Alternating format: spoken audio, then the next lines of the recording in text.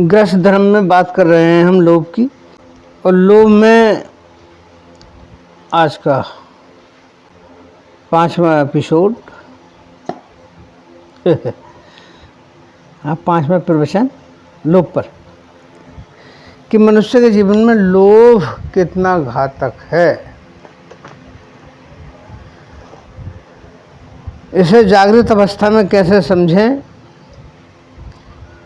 कैसे इसके साथ रहते हुए से जीवन को कैसे जिया जाए और इससे दूर भी रहा जाए, इस विषय पर बातचीत चल रही है। लोभ वो है जहाँ ये जिस चीज़ से कभी किसी व्यक्ति की इच्छा पूरी नहीं होती।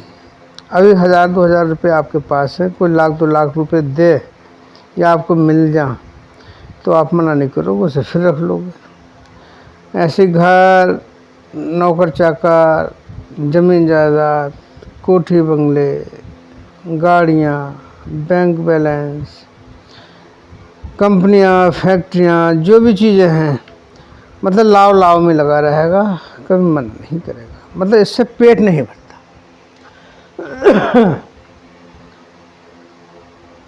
अब पेट तो भर जाए थोड़े से खाने से। अब सही बात कहें तो ये लगेगा कि क्या कहा। मान लीजिए किसी के पास 100 बीघे ज़मीन है और किसी पे बेचारे पे ज़मीन नहीं है, तो बिना ज़मीन वाला 5-7 रोटी खाकर गुजारा कर लेता, तो अब उस 100 बीघे वाले को 100-200 रोटी खानी चाहिए, तब उसका गुजारा होगा, क्योंकि वो गरीब है, कमज़ोर है, और जिसके पास ज़मीन नहीं तो 5-7 रोटी में उसका गुजारा हो जाता है। अब 100 बीघे वाला है तो उसके लिए फिर ज़्यादा खुराक चाहिए, ज़्यादा रोटी चाहिए, मगर ऐसा नहीं है। रोटी उसे 100 वाले को भी वही 5-7, और जिस पर ना है उसको भी 5-7। डीएम है, सीएम है, जीएम है, पीएम है, कोई भी सही, 5-7 वाले हैं सब। और घर में स्टोर करके इतना रखते हैं कि कई नस्लें खा जाएं। तो ये जो आसक्ति है ये मनुष्य को दुख देने वाली है, इसको समझना है। इसका आनंद उठाओ जो तुम्हारे पास है, जो नहीं है कोई बात नहीं, उसकी चिंता मत करो, जो है उसका तो आनंद उठाओ, और जो नहीं है उसके पीछे दौड़ लगाते हो ऐसी कि वो तुम्हें दुख में उलझा देता है पहले ही, क्योंकि उसके पीछे दौड़ने लगे, उस दुख ने तुम्हें, उसने उलझन में उलझा दिया। फिर वो ज़रूरी नहीं है कि वो चीज़ तुम्हारे हाथ लगे भी या नहीं, फिर वो दुख हुआ, और वो आपने किसी तरीके से प्राप्त कर ली, चोरी से, बेईमानी से, धोखा देकर, फरेब करके या पाप कर्म करके किसी तरीके से वो प्राप्त कर भी ली, तो जो कर्म क्या है उसने, तो वो फिर वो तुम्हारा पीछा नहीं छोड़ता। तो कहने का भाव ये है कि जो तुम्हारे पास है उसका आनंद उठाओ बढ़िया तरीके से। किसी भी कर्म को करने से पहले विचार कर लो कि मैं गलत कार्य करके इस चीज़ को अर्जित तो नहीं कर रहा हूँ जिससे कि आने वाले समय में मुझे दुख, तकलीफ, कष्ट दे। तो ये चीज़ें जीवन में बढ़िया नहीं है। इन चीज़ों की बात चल रही है कि लोभ को अपने जीवन में बांधोगे तो पाप कर्म को भी बांधना पड़ेगा। तो उससे निकलने का एक सही तरीका है। मनुष्य की देह दुर्लभ है, जीवन दुर्लभ है, रोज नहीं मिलना है, इसको समझना है, समझ के जियो, इसका आनंद उठाओ। गुणेश वे भी कर्तव्य प्रयत्न पुरुषे सदा, गुण युक्तो दरिद्रो अपि नैश्वर्य गुणों समा। मनुष्य के लिए गुण प्राप्ति के लिए ही प्रयत्न करना चाहिए। निर्धन होते हुए भी गुणवान व्यक्ति अच्छा माना जाता है, और धर्मान होने पर भी गुणों से रहित हो तो अच्छा नहीं माना जाता। इसलिए गुण का ही प्रयत्न मनुष्य के लिए करना चाहिए। तो इसलिए गुणों को बढ़ाओ, गुणों को बढ़ाओगे तो जीवन जीने का जो आनंद है कुछ वो और होगा। एक भजन सुनते हुए चलते हैं आज शुरुआत में ही, क्योंकि इसमें भी कुछ हो सकता है मिले। नीला पीला लाल गुलाबी वस्त्रों को रंग देते हैं। नीला पीला लाल गुलाबी वस्त्रों को रंग देते हैं। जैसा कर्मी कर्म करे वैसे ही फल होते हैं। नीला पीला लाल गुलाबी वस्त्रों को रंग देते हैं। कि जिस तरह से नीले पीले लाल गुलाबी हरे काले जहाँ जिस तरह के वस्त्र रंग दो आप, पहले वो सफ़ेद होता है जो भी वस्त्र होता, फिर उस पर रंग चढ़ाया जाता। ठीक उसी तरह से कोई व्यक्ति शुरुआती जीवन में बिल्कुल शुद्ध होता है, फिर वो कर्मों के तरीके से उस पर कैसे रंग चढ़ाता है, जैसे वस्त्रों पर चढ़ते हैं। वो पाप के भी चढ़ा सकता है, पुण्य के भी चढ़ा सकता है। इसमें इसी बात को दोहराया गया है, इसे आप ठीक तरह से समझना।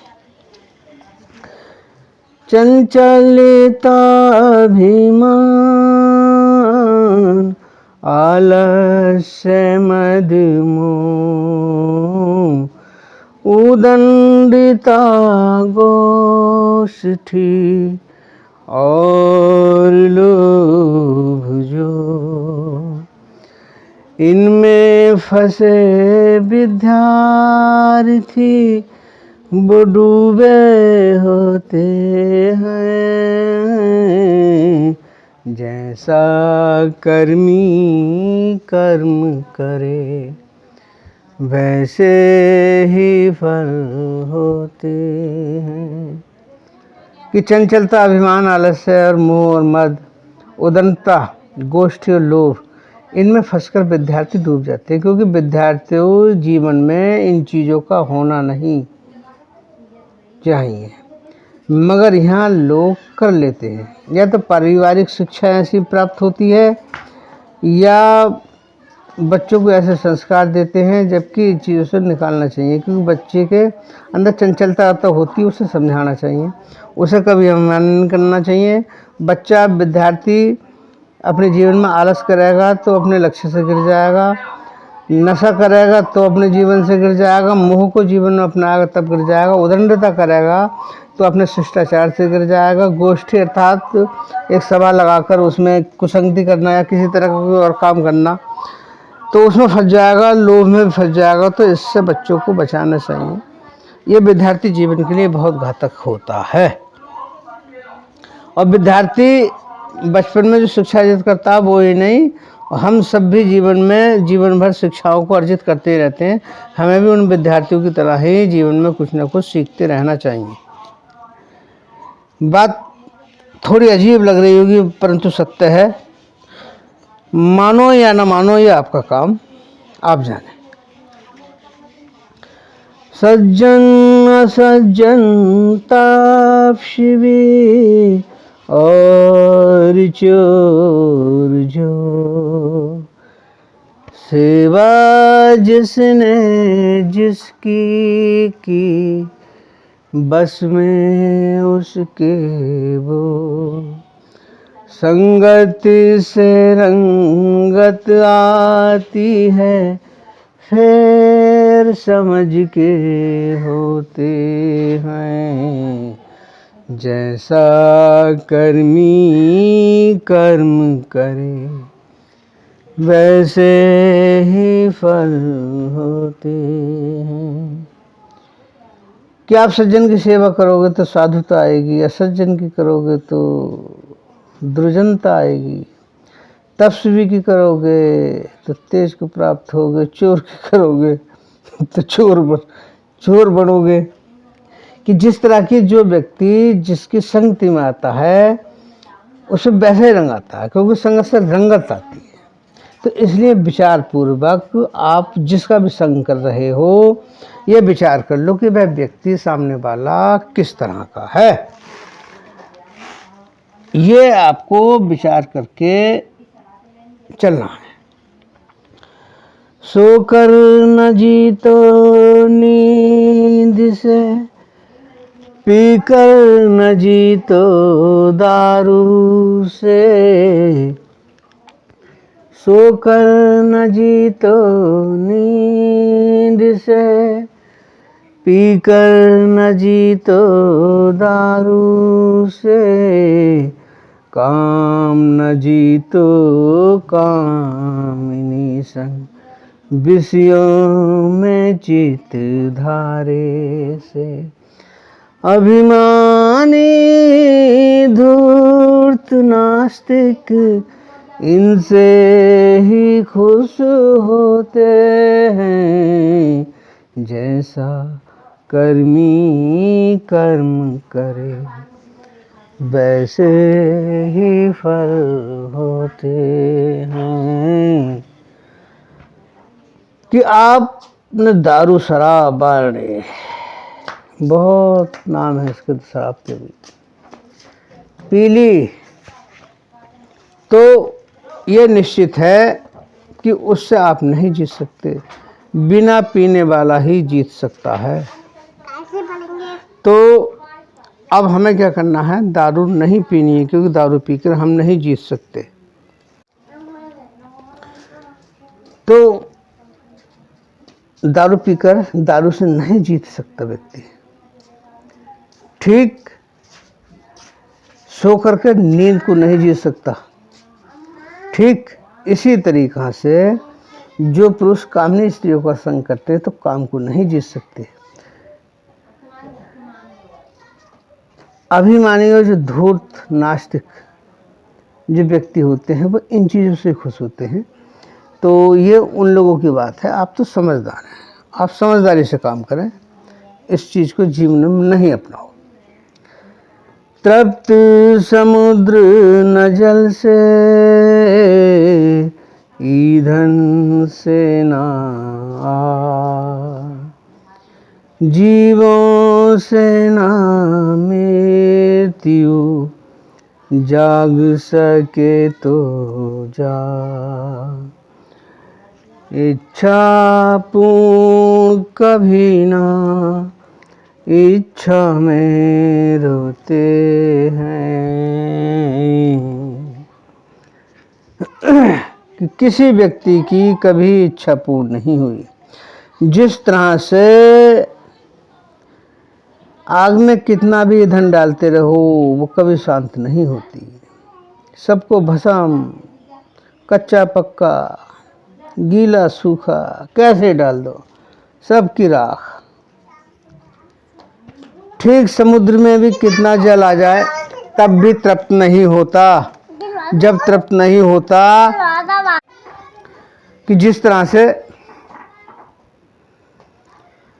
समुद्र तृप्त नहीं हो सकता, ठीक इस सांसारिक जीवों की मृत्यु से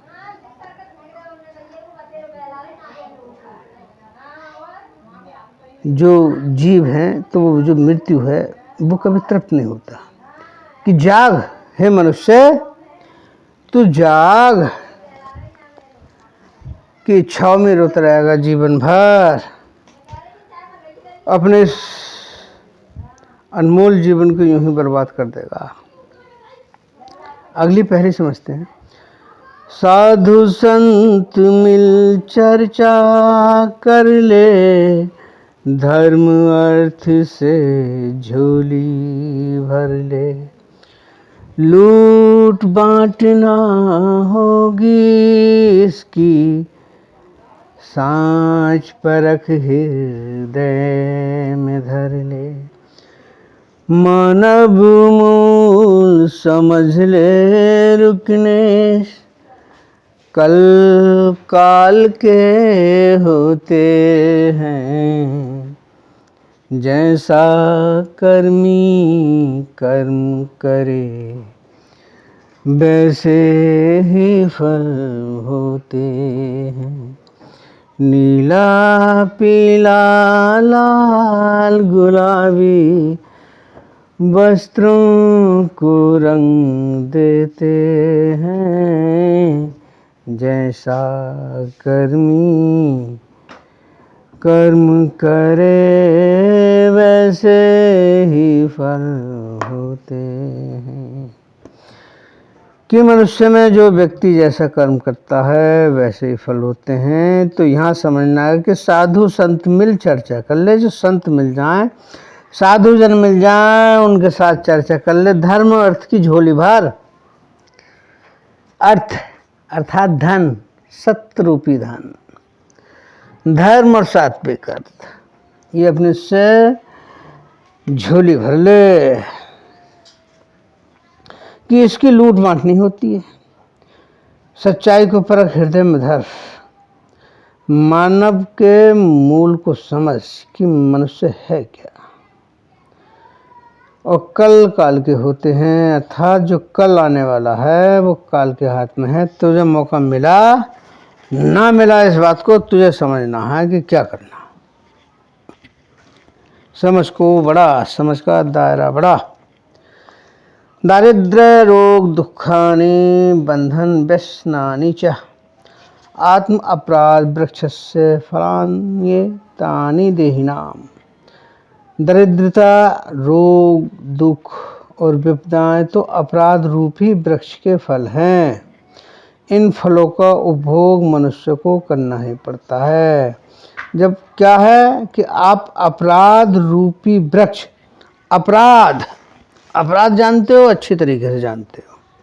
अपराध वो होता है जहाँ मनुष्य विवश हो जाता है, फंस जाता है, उसकी सेवा सहायता करने वाला भी आदमी दूर तक नहीं नजर आता। अपराधी वो है जो समाज में घृणित कार्य करता है। घृणित कार्य वो हैं चोरी, घूसखोरी, व्यभिचारी, अनेकों तरीके से अपराध के कर्म माने गए हैं।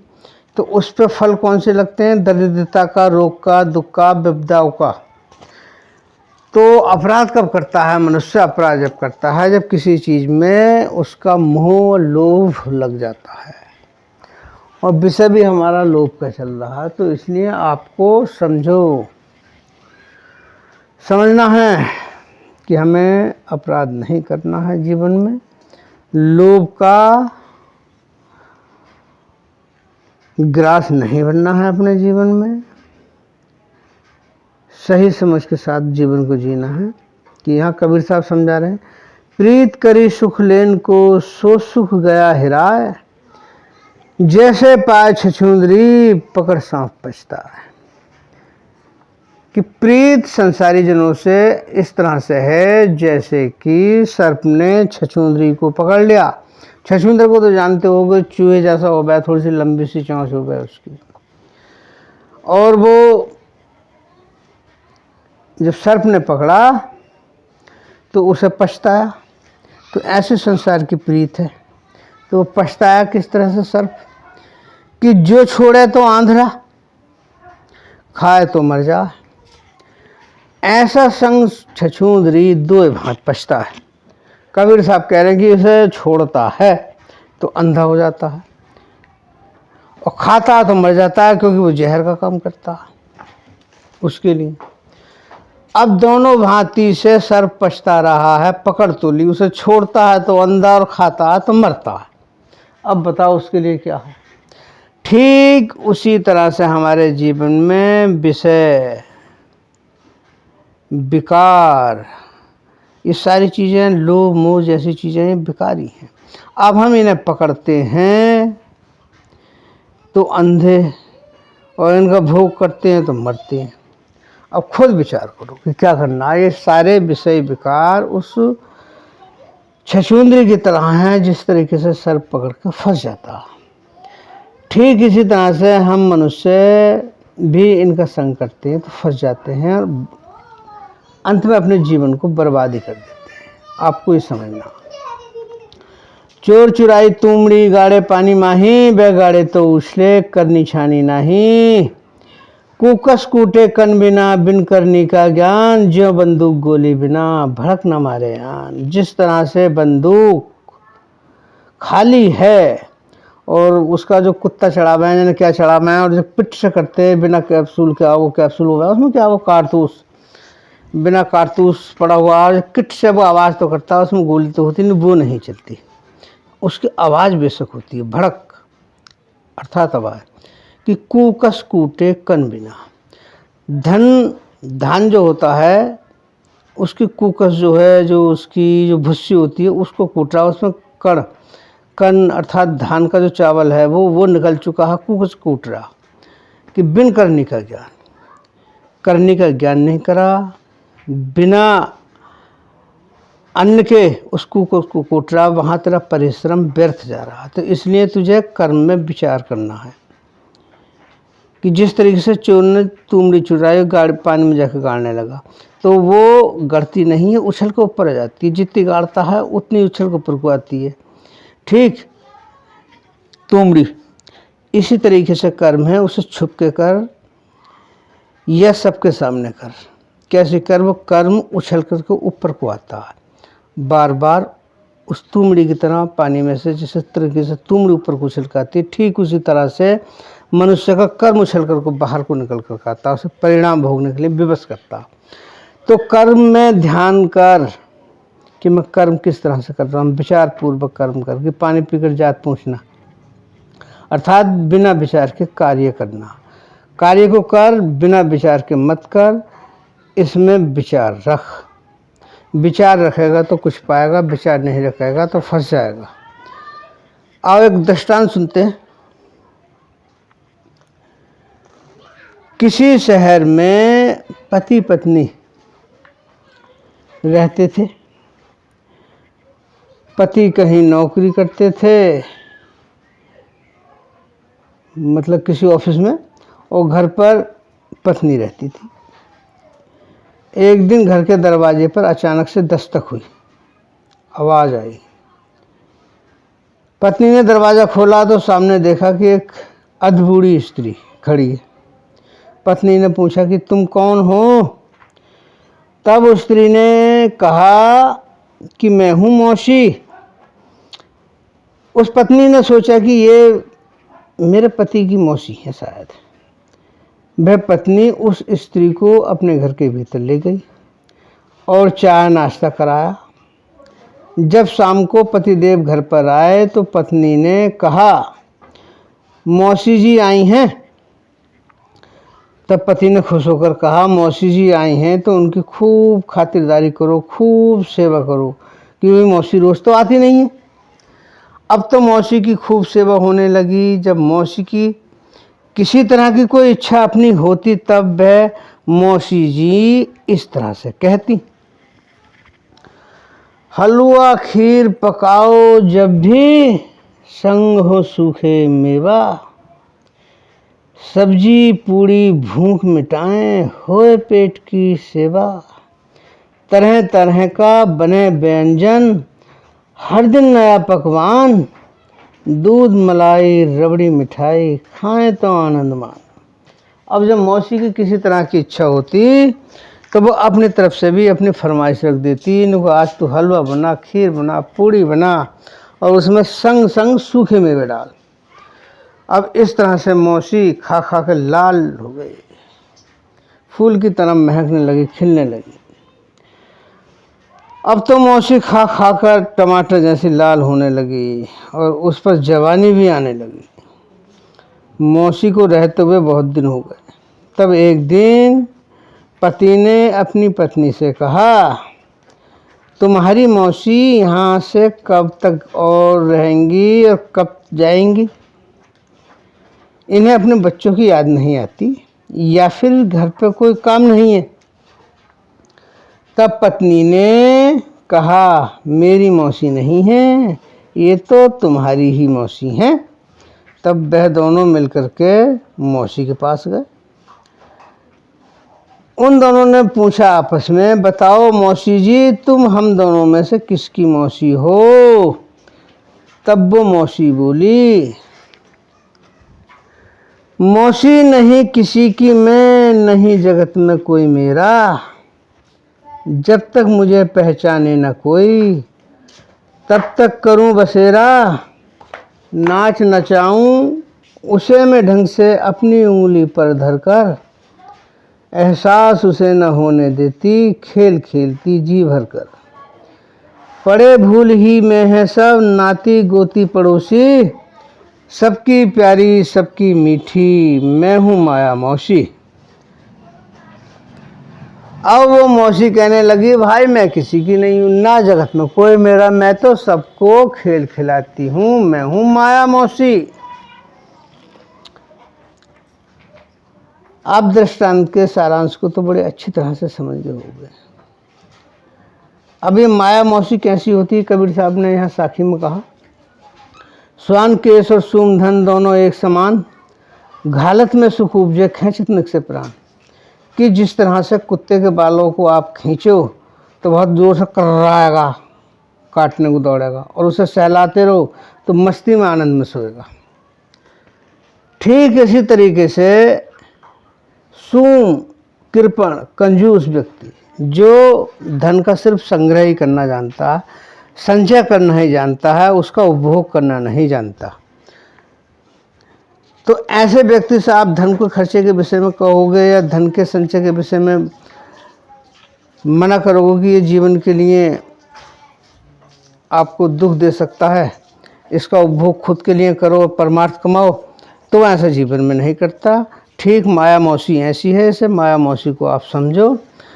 मौसी के चक्कर में फंसोगे तो ये मार के छोड़ेगी, प्राणों का अंत कर देगी, और इस मनुष्य जीवन का आपको कोई लाभ नहीं मिल पाएगा।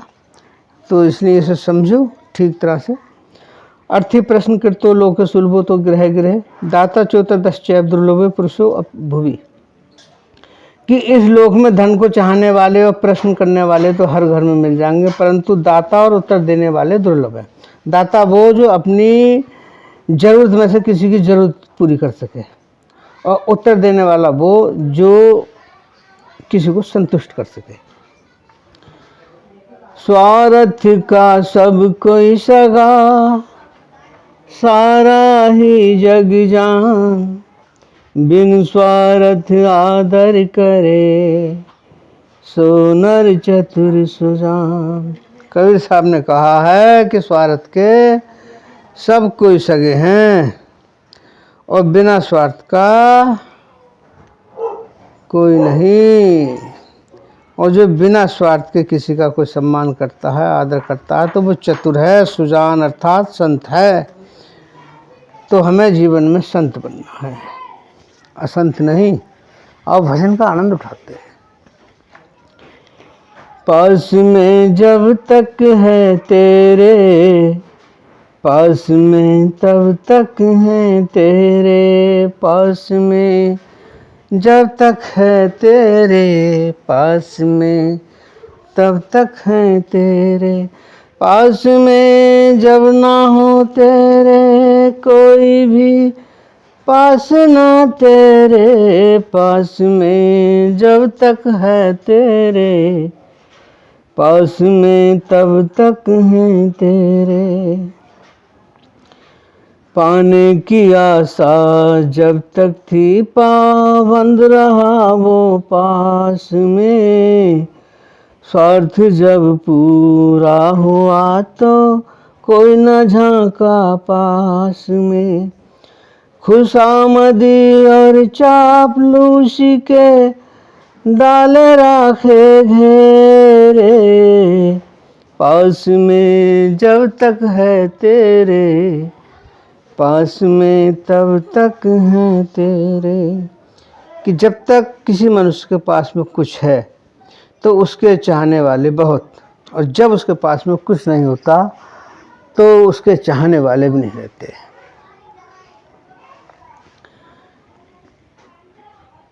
अगली पहरी में समझाया, जहाँ से मिले वहाँ को चले, बनकर परम सनेही, मीठी चुपड़ी बात करें बह बार कपट के ग्रेही, झूठी मान बड़ाई करता दिन में 100 फेरे, पास में जब तक है तेरे, पास में तब तक है तेरे।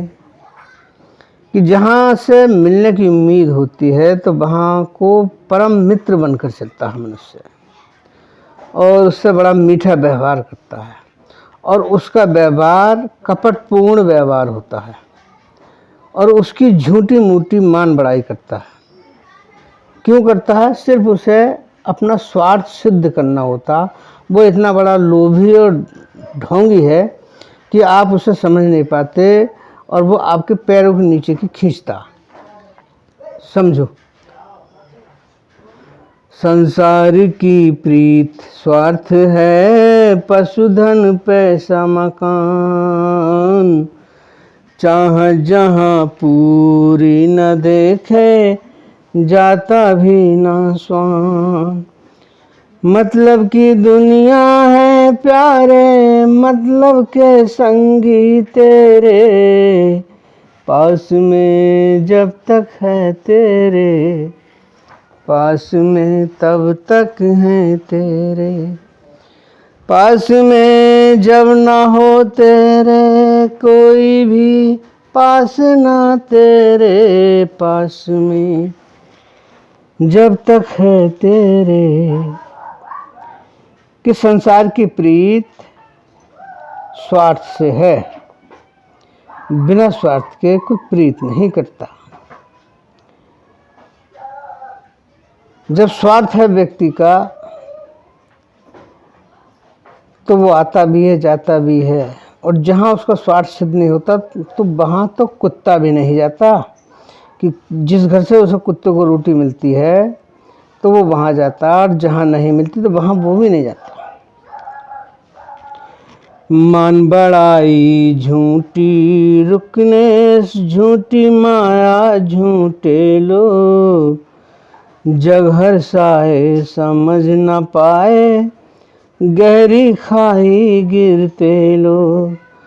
मान बड़ाई झूठी रुकने, झूठी माया झूठे लोग, जग हर साए समझ न पाए, गहरी खाई गिरते लोग। गधे की नानी बनी सयानी, तू करता मेरे मेरे, पास में जब तक है तेरे, पास में तब तक है तेरे, पास में जब ना हो तेरे कोई भी, पास ना तेरे। कि इस मान बड़ाई में सारा संसार ही उलझा हुआ है, और यहाँ मान बड़ाई भी झूठी है, माया भी झूठी है, लोग भी झूठे हैं, और उस झूठी खुशी में हर्षित हो रहे हैं, समझ नहीं पाते और गहरी खाई में गिरते हैं। कि गधे की नानी बनी सयानी, गधे की नानी अर्थात गधा भी बच्चे को उस दिन तक दूध पिलाता है जब तक कि वो थोड़ा घास चरने लायक नहीं हो जाता। जब वो घास चरने लगता है तो उसे 2-3 लातें मारी उसने, उसे वो भगा देती है, अपने से दूर कर देती है। वो भी जीवन में होशियार हो गई गधैया, मगर ये मनुष्य वहीं का वहीं रह गया, ढेड़ बुद्धि लेकर के आया, ढेड़ बुद्धि में ही फंसा हुआ रहा। कि कबीर साहब ने समझाते कि परमारथ पाको रतन, कभू न दीजे पीठ, स्वार्थ सेमल फूल है, कली अपूठी पीठ। कि स्वार्थ उस तरह से है कि सेमल का फूल ठीक पीछे की तरफ को मुड़ा हुआ होता है, और स्वार्थी जन, स्वार्थी लोग वो ये सिर्फ अपनी तरफ को खींचते हैं, बाकी उन्हें अपने जीवन के महत्व का पता नहीं होता। अपने स्वार्थ सिद्ध करने का तो पता है कि जीवन ये क्यों मिला है, इसका क्या महत्व है, इसका परम लक्ष्य क्या है, और मैं कर क्या रहा हूँ। सिर्फ स्वार्थ सिद्धि में लगा है। कार्यार्थी भजते लोकम, यावत कार्य न सिद्ध्यति, उत्तीर्ण च परे पारे, नौकायाम किम प्रयोजनम। कि जिस तरह से नदी पार करने के पश्चात नाव को लोग भूल जाते हैं और अपना लोभ पूरा होने तक दूसरों की प्रशंसा करते हैं और बाद में भूल जाते हैं, ठीक इसी तरह से यह मनुष्य है। हमें जब मानव का जीवन मिला है तो उस जीवन को हमें समझना है और अपने लक्ष्य को प्राप्त करना है। इसमें किसी तरह की कौतूहली नहीं बरतें, लापरवाही ना करें, जो लापरवाही करेगा वो अपने जीवन से मार खा जाएगा। जो जीवन उसे प्राप्त हुआ है उसका सही सदुपयोग करो। अपने जीवन का एक लक्ष्य निर्धारित करके उस परम गति को प्राप्त होना आपका कार्य है। इसे ठीक तरीके से समझो और इस पर विचार करो।